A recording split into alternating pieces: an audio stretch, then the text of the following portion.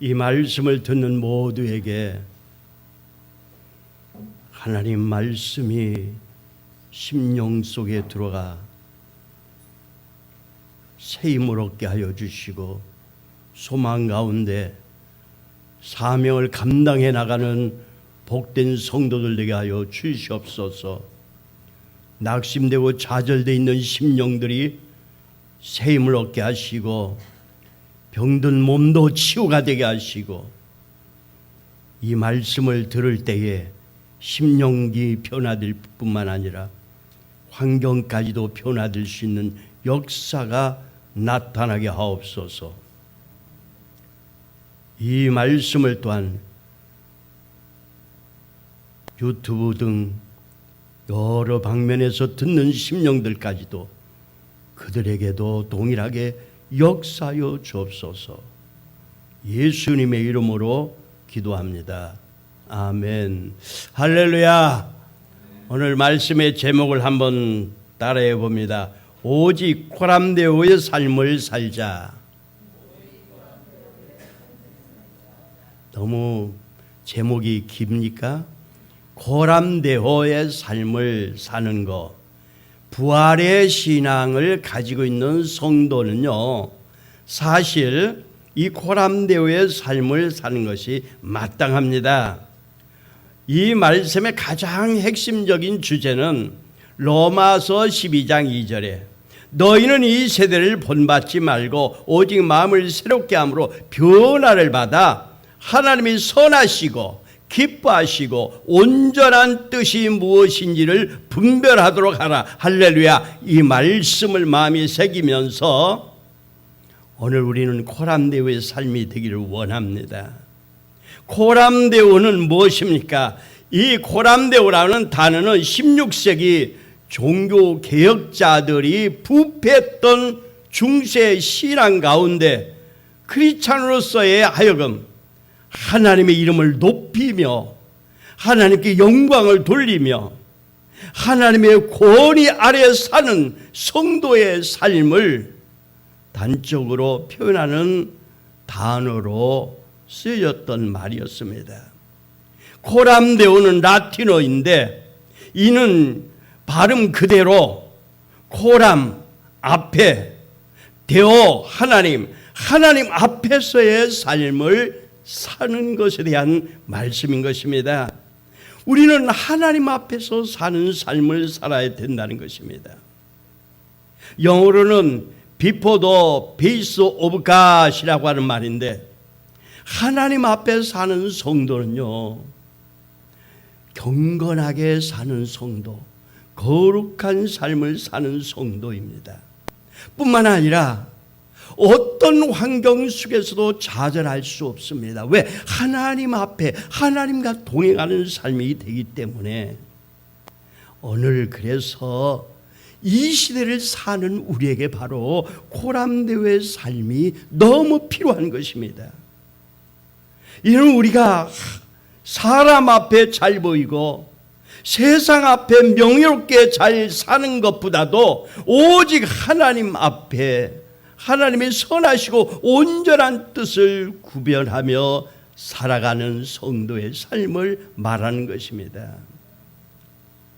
중세 개혁자들이 세웠던 그 코람데오의 뜻은 또 이런 뜻이 있어요. 오직 성경대로, 오직 믿음으로, 오직 은혜 가운데서, 오직 그리스도의 이름으로, 오직 하나님께만 영광을 돌리는 삶으로, 오직 여호와라고는 슬로건이 삶의 기초였던 걸 볼 수가 있어요.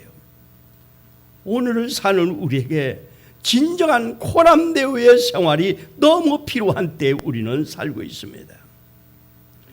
하나님 주의적으로 살아야 됩니다. 우리가 정치적으로나 모든 면에서 보수든 또는 진보든 관계없습니다마는 신앙만은 보수가 돼야 돼요. 왜냐하면 하나님 주의, 하나님 중심적인 삶을 살아야 될 때입니다. 하나님의 관점에서 모든 걸 생각하고 말하고 행동할 수 있어야 되는 거죠. 늘 삶의 가치관이 하나님 중심적으로 바뀌어서 보수적인 믿음을 가져야 됩니다. 하나님 중심적인 믿음이죠. 늘 내 앞에 계시는 하나님을 두려워하는 마음으로 살아야 됩니다. 늘 나와 함께 하시는 하나님을 신뢰하기 때문에 어떤 상황에서도 두려울 필요가 없습니다. 세상 종말이 온다고 할지라도 예비하기만 하면은 우리는 그 세상의 종말을 오히려 우리에게 너무너무 귀한 은혜를 주시는 줄로 믿습니다. 며칠 전에 설교를 잠깐 어떤 목사님이 설교를 듣는 가운데 잠깐 들었는데 그 들은 중에서 아주 재미나는 대목이 있었습니다. 어떤 목사님이 성도들을 위하여 열심히 기도를 해주면은요, 환자들을 기도를 해주면은 꼭 영안실로 들어간대요. 내가 기도를 나으라고 기도해주면 꼭 영안실로 들어가요. 그래서 친구 목사하고 얘기를 합니다. 아니 나는 말이야 기도를 하면은 그냥 우리 교인들은 천국을 가는 거야. 내가 환자를 위해서 기도해주면 천국을 가. 나는 왜 이러지? 그러니까 친구 목사가 야 굉장한 능력이 있다. 어떻게 그렇게 천국을 잘 보내냐? 천국 보내는 것이 우리 목적 아니냐? 웃으려고 한 얘기였지만 사실 그 말이 의미가 있어요. 여러분들 오늘 우리의 믿음의 생활 중에 가장 중요한 목적은 어디에 있습니까? 하나님 나라에 가는 것입니다. 하나님 나라를 이 땅에 이루는 것입니다. 하나님 나라가 내 마음속에 이루어지는 것입니다. 그게 코람데오의 삶을 살아가는 성도의 삶인 것입니다. 주 앞에서만 아니라 사람들 앞에서도 동일한 믿음을 가지고 하나님의 영광을 나타내야 됩니다. 너희가 형제들과 사랑하고 그렇게 그리스도 안에서 삶을 삶으로 하나님의 살아계심을 안 믿는 사람들이 깨닫고 하나님 앞에 돌아올 수 있기 때문인 것입니다. 고람되오는 오직 여호와 앞에 가고 담대하고 인내하고 고난의 십자가도 할렐루야로 칠 수 있는 믿음을 말하는 것입니다. 오늘 본문으로 한번 돌아가 봅시다. 이사야서 본문에 보면 늘 나와 함께 하시는 하나님을 신뢰하고 사는 삶을 갖지 못했던 이스라엘 민족의 모습을 볼 수가 있습니다. 이스라엘 백성들은 자신들이 하나님께로부터 버림받은 줄로 생각하고 낙심하고 있었습니다. 그래서 오늘 27절에 이렇게 말합니다. 내 길은 여호와께 숨겨졌구나. 성도는 하나님이 나를 돌보지 않는다고 하는 생각에 사로잡힐 때 그렇게 불안할 때 가장 불행한 것입니다. 왜 낙심하고 불평하고 고통 가운데 있습니까? 이때 이사야 선지자가 나타나 백성들에게 외칩니다.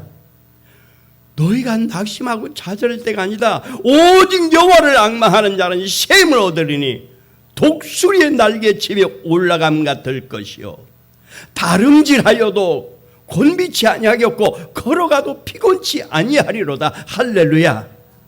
지금 이스라엘 백성들은 너무 피곤해 있는 상태입니다. 마치 날개 꺾인 새처럼 이스라엘 백성들은 힘을 잃고 있습니다. 오늘날 이 시대에 사는 많은 사람들이 아니 기독교인들까지도 이렇게 낙심되고 좌절되어 있습니다. 코로나 바이러스가 2차 3차 계속 올 수 있답니다. 그리고요 세계적인 경제가 엄청나게 무너질 것이라는 예고가 있습니다. 사람들은 너무 불안해하고 있습니다. 그렇지만 저는요 우리 믿는 성도는 그것 때문에 불안할 것이 아니라 오직 우리는 주님이 오실 것을 예비할 수 있는 성도가 되어져야 될 줄로 믿습니다. 그래서 우리가 고람되오의 믿음이 필요한 것입니다. 자, 먼저 우리가 살펴볼 것은요 과연 진정으로 피곤한 이유가 어디 있는가를 살펴봐야 돼요. 그 이스라엘 민족들이 왜 피곤했었던가, 오늘날 현대 교인들이 왜 피곤한가, 그 원인을 먼저 살펴볼 필요가 있어요. 27절에 이렇게 말합니다. 야곱아 내가 어찌하여 말하며 이스라엘아 내가 어찌하여 이르기를 내 사정은 여호와께 숨겨졌으며 원통한 것은 내 하나님께 수리하심을 받지 못한다 하느냐. 이것은요, 이스라엘 민족들이 하나님의 얼굴이 보이지 않는 거예요. 하나님의 음성을 듣지 못하는 거예요. 하나님의 역사하심을 느끼지 못하고 산다는 것입니다. 왜 그럴까요? 그것은 하나님께서 능력이 없어서가 아니라 너와 나 사이에 죄가 가로놓여 있어서라고 말합니다. 감춰진 죄 때문에 오늘날 성도들이나 이스라엘 민족들 그때 당시나 피곤하고 낙심되어 있을 수밖에 없습니다. 심리학자들이 사람들의 몸을 조사해 본 결과, 또 의사들과 같이 함께 조사해 봤는데, 사람들의 몸은요, 더위나 추위나 높은 곳에 올라갈 때나 낮은 곳으로 갈 때나 육체적으로나 정신적인 노동에 적응할 수 있는 그런 몸으로 조직이 되어 있답니다. 그래서 육체적인 피곤함은 잠을 자고 나면은요 속히 회복이 됩니다. 그러나 문제는 마음에 감춰진 내면의 죄는 우리들을 아주 힘들게 만들고 있는 거예요. 우리들을 아주 좌절하게 만들고 있는 거예요. 외관상 믿음이 있는 것 같으면서도 사건만 일어나면, 어떤 문제만 생기면 신앙이 없는 사람과 동일하게 살아가는 것입니다. 특별히 우리 마음을 피곤하게 하는 죄가 무엇입니까? 우리가 죄를 지었을 때에 용서받지 못했다고는 죄책감이 있다면요, 이것이야말로 우리를 영적으로 엄청나게 피곤하게 하고, 영이 피곤함으로 마음도 육까지도 피곤하게 되는 거예요. 야곱아 내가 어찌하여 말하며 이스라엘 내가 어찌하여 이르기를 내 사정은 여호와께 숨겨졌으며 원통한 것은 내 하나님께서 수리하심을 받지 못한다 하느냐. 여기 야곱, 이스라엘은 바로 하나님의 백성들을 말하는 것입니다. 그들은 내 사정은 여호와께 숨겨졌으며 원통한 것은 하나님께서 수리하심을 받지 못한다라고 생각합니다. 여기 이스라엘 백성들은 자기들이 하나님께서 버림을 받아 포로 생활을 했고, 그들은 이제 하나님이 영영 우리를 버렸다라고 생각하는 것입니다. 하나님이 우리를 심판하셨다는 생각을 가졌을 때 그들은 절망하고 좌절해 있는 것입니다. 자기들이 죄로 말미암아 하나님이 우리를 심판하셨다는 이 죄책감은 이들의 삶에서 피곤함을 가져다 주는 것이고 절망 가운데 있게 하는 것입니다.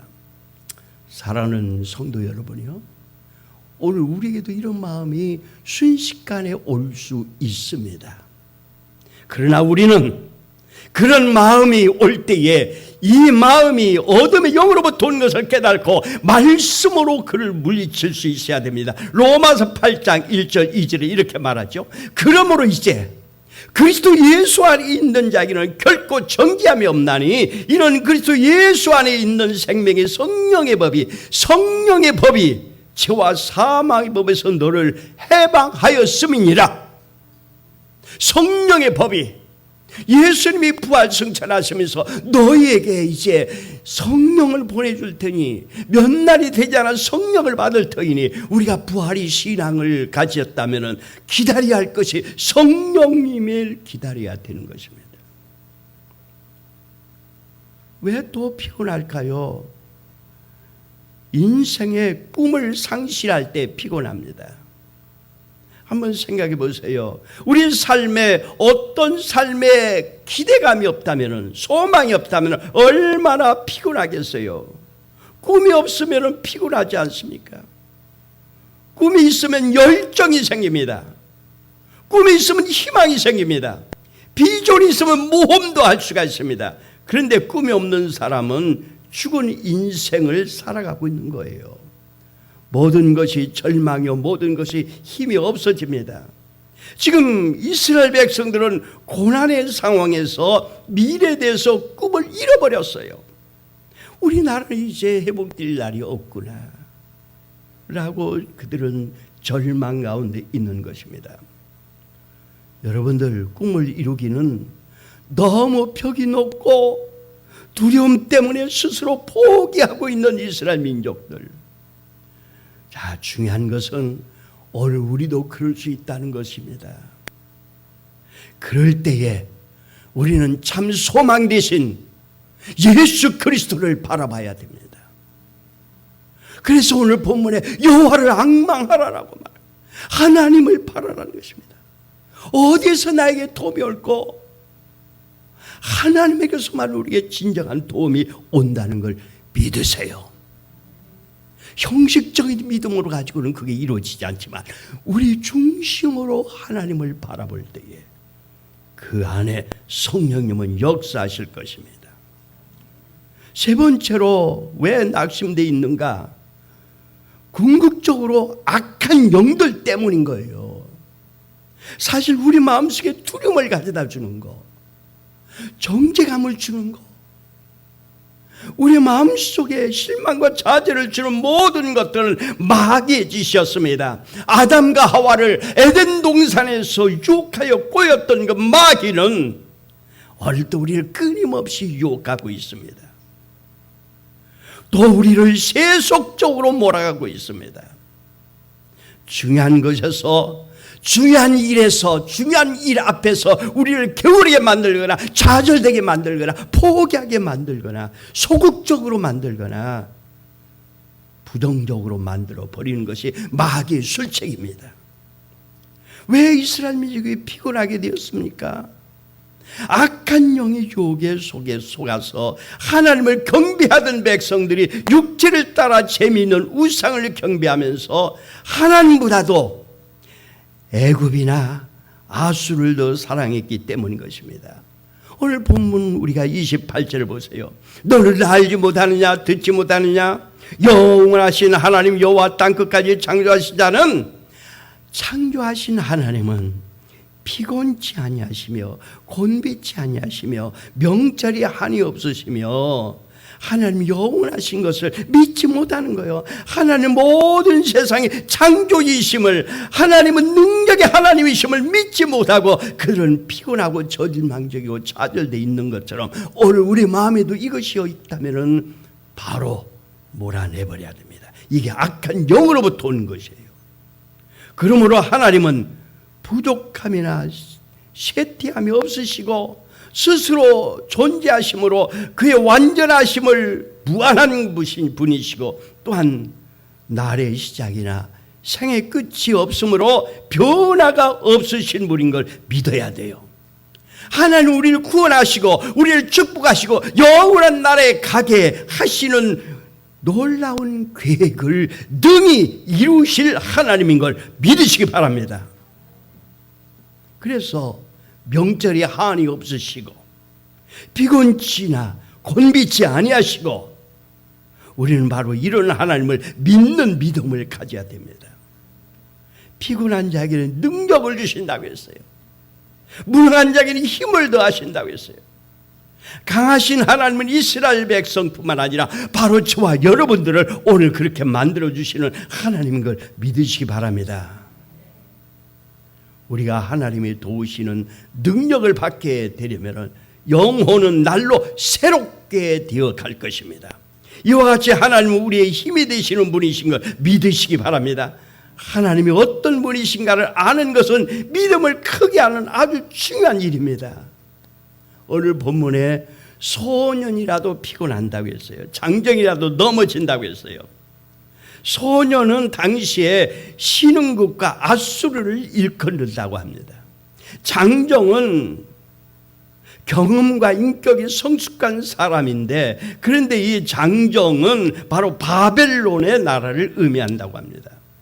이스라엘 백성들이 힘들고 어려워 절망과 좌절 가운데 있을 때 여호와 하나님을 의지하지 않고 아수르나 바벨론을 의지하려고 했던 그 어리석음을 선지자 이사야는 책망하고 있는 것입니다. 왜 헛된 것을 바라보느냐는 것입니다. 오늘 저와 여러분들도 절망과 좌절과 어려움이 있는 거, 그 어려움 자체가 문제가 아닙니다. 그 어려움 자체에서 우리가 하나님을 바라보지 않고 세상 것만 바라볼 수밖에 없는 우리의 믿음 없는 삶이 문제인 것입니다. 아수를 의지할 것이 없습니다. 바벨론을 의지해서는 안 됩니다. 또 오랜 시간 동안 세계를 정복했던 바벨론을 의지하려고 했던 그들에게는 절망과 좌절이 계속되어질 뿐인 것입니다. 하나님은요, 바벨론이나 아수르에게 심판의 몽둥이를 드실 날이 다가오고 있는데 그들을 의지할 수가 없습니다. 세상을 의지하는 오늘 현대인들은 세상을 심판할 하나님의 경고가 코로나 바이러스를 통해서도 우리에게 경고하고 있는 것이죠. 그래서 우리는요, 오직 여호와를 앙망하는 자세는 새 힘을 얻어 독수리가 날개치며 올라감 같을 것이요. 독수리는요, 높이 올라갑니다. 독수리는요, 절대로 비굴하게 살지 않습니다. 다름질하여도 곤비치 아니하고 걸어가도 피곤치 아니하는 믿음, 독수리의 특성이, 그 독수리와 같은 믿음이 오늘 저와 여러분들이 있기를 축원합니다. 오늘 31절을 한번 다시 봅시다. 오직 여호와를 앙망하는 자는 새 힘을 얻으리니, 할렐루야. 우리가 피곤을 극복할 수 있는 힘이 여호와께로서 오는 거예요. 여기 앙망이라는 말이 무슨 말일까요? 앙망한다가는 원어의 뜻은 이런 뜻을 가지고 있어요. 새가 알을 낳고 새끼가 나왔습니다. 먹이를 가져다 주는 어미에게 새끼들은 입을 쫙 벌리고 나에게 먹이를 주세요, 나에게 먹이를 주세요 소리를 지르고 짹짹거리는 것을 봅니다. 입을 쫙 벌리고 짹짹거리는 그 어린 새의 모습을 비하여서 앙망한다고 하는 거예요. 여러분들, 진정으로 이 땅에 우리가 살면서 우리의 생각 속에 우리 가치관이 세상 것만을 앙망합니까? 하나님을 앙망하고 있습니까? 피곤하십니까? 좌절됩니까? 두려움이 있습니까? 고난되의 능력의 주님을 기다릴 수 있기를 바랍니다. 앙망한다고 하는 말은 기다린다고 하는 뜻을 가지고 있어요. 영어 성경에 앙망이라고 하는 뜻은 wait-for이라고 하는 단어인데 기다린다고 하는 의미를 가지고 있어요. 기다림. 여러분들 기다린다는 걸 뭐예요? 주님이 내게 역사하심을 바라보고 기다리는 거예요. 주님이 나와 함께 할 걸 기다리세요. 내 삶 속에, 내 가정 속에, 내 직장 속에 하나님을 기다림을 바라기를 바랍니다. 하나님을 기다린다는 의미가 무엇입니까? 하나님을 기다린다는 것은 하나님을 신뢰한다는 거예요. 누가 기다릴 수가 있습니까? 믿음이 있는 사람만이 기다릴 수가 있는 것입니다. 믿음의 조상 아브라함을 우리는 잘 알죠.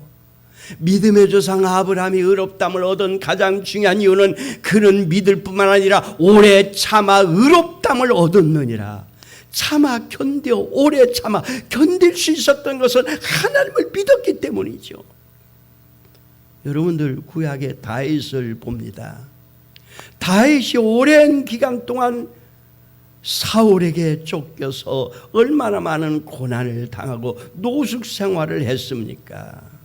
얼마나 죽을 고비를 많이 넘겼습니까? 그럼에도 불구하고 그는 낙심하지 않고 요동하지 않고 하나님을 바라봤던 것을 시편 62편 1절과 2절에 볼 수가 있어요.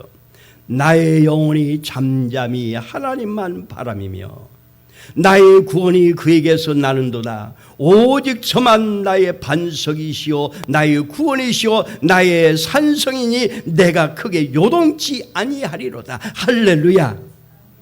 5절에는 이렇게 말하는 거예요. 나의 영혼아 잠잠히 하나님만 바라라. 대저 나의 소망이 저로 쫓아나는도다.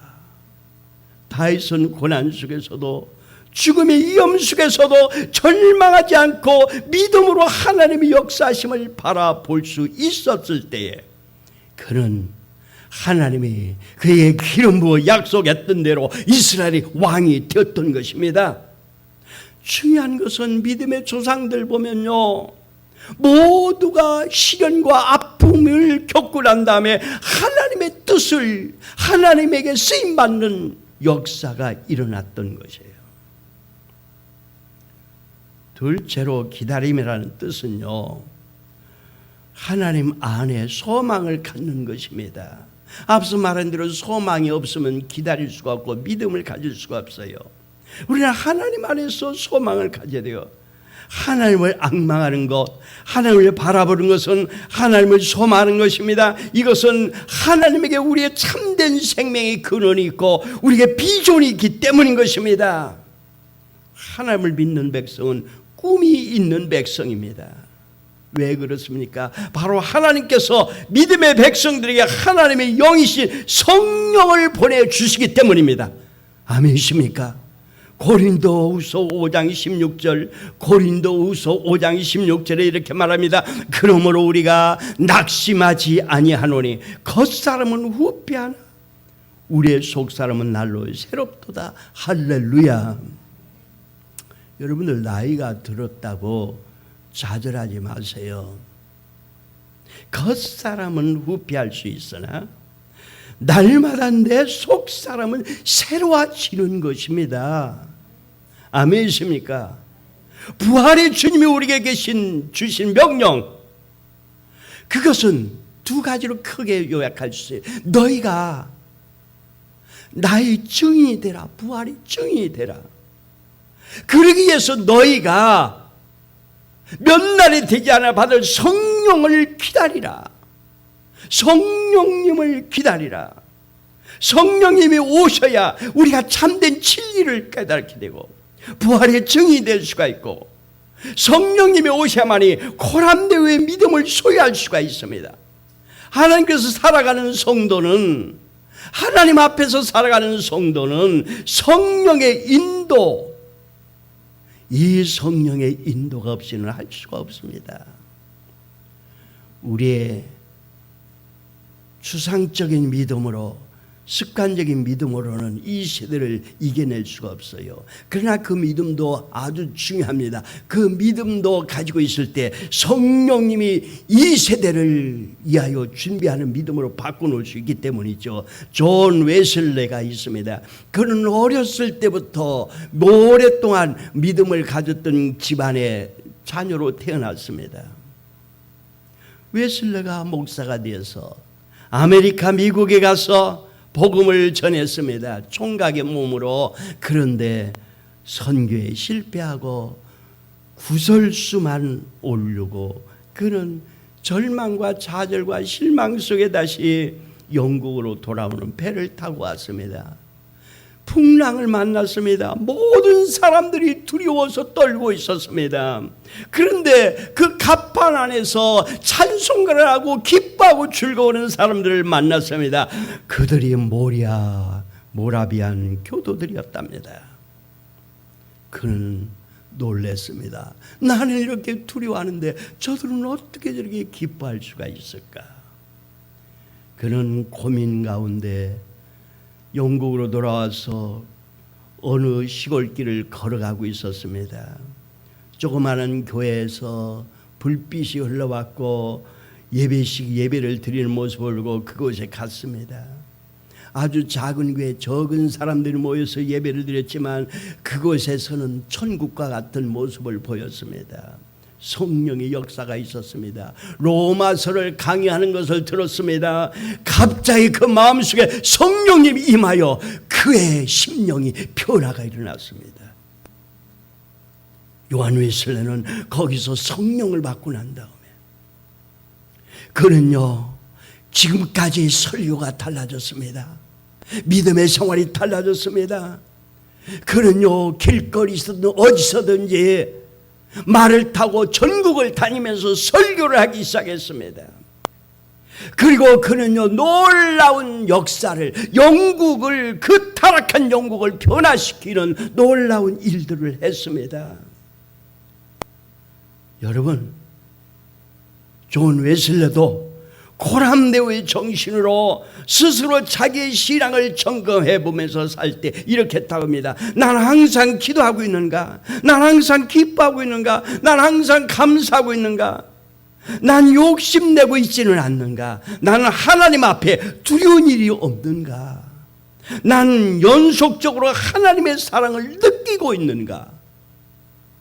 나의 말과 행동은 진실로 하나님을 기쁘게 하고 있는가? 내가 하고 있는 이 모든 게 진실인가? 내가 하나님 앞에 서게 되는 순간은 어떤 순간이 될까? 하나님 앞에 내가 섰을 때 하나님과 나는 어떤 관계로 맺어질까? 하나님과 나는 운명적으로, 숙명적으로 연결되어 있는가? 태아가 어머니 뱃속에서 탯줄로 연결되어 있듯이 하나님과 우리는 영원히 엮여 있음을 느끼고 있는가? 하나님 앞에 단독자로 선나 모든 것을 다 아시는 하나님 앞에 서게 되는 순간, 평생 동안 쌓아왔던 수많은 가면을 벗어버리고 내 존재 그 모습 그대로 하나님 앞에 나가게 서는 것이 바로 고람대오의 신앙이라고 하는 것을 요한 웨슬레도 말하고 있습니다. 가면 속에 내 얼굴을 아시는 주님 앞에 무릎을 꿇읍시다. 내 속에 있는 자를 내려놓고, 집착을 내려놓고, 욕심을 내려놓고, 별명도 내려놓고, 핑계도 내려놓고, 그리고 치유받고 위로받고 용서받고 세임을 얻고 세임을 얻는 성도들 되기를 원합니다. 하나님 앞에서 그렇게 다시 힘을 얻고 우리는 이제 고람대오의 삶, 내 안에 고람대오의 삶이 이루어짐으로 부활의 주님을 증거해야 됩니다. 어떤 환경 속에서도 고난 가운데서 낙심하거나 좌절하지 말고 여호와 하나님을 바라보고, 여호와 하나님을 바라보고 마지막 하나 더 해야 할 것은 예배하고 있는 성도 되기를 원합니다. 예배하고 있는 성도 되기를 원합니다. 주님을 바라보고 주님이 오실 것을 예배하는 성도 되기를 원합니다. 히브리서 12장 2절에 이렇게 말합니다. 믿음의 주여 또 온전케 하시는 이 예수를 바라보자. 하나님을 의지하고 자기를 맡기는 자는 하나님께 결코 버리지 않음을 믿고 오직 여호와만을 바라보는 저와 여러분들 되기를 축원합니다. 조용히 머리 숙여 고람대오의 신앙을 우리 안에 심기 하여 간절히 하나님 앞에 구하고, 이 고람대오의 믿음을 갖게 하여 성령님 내게 오시옵소서. 오순절 다락방에 내렸던 성령님 내게 오시옵소서. 우리 하나님 앞에 간절히 구하는 시간 되기를 원합니다. 오 할렐루야. 하나님 아버지 하나님이시여, 오늘 고람대오의 믿음을 우리가 갖기를 원합니다.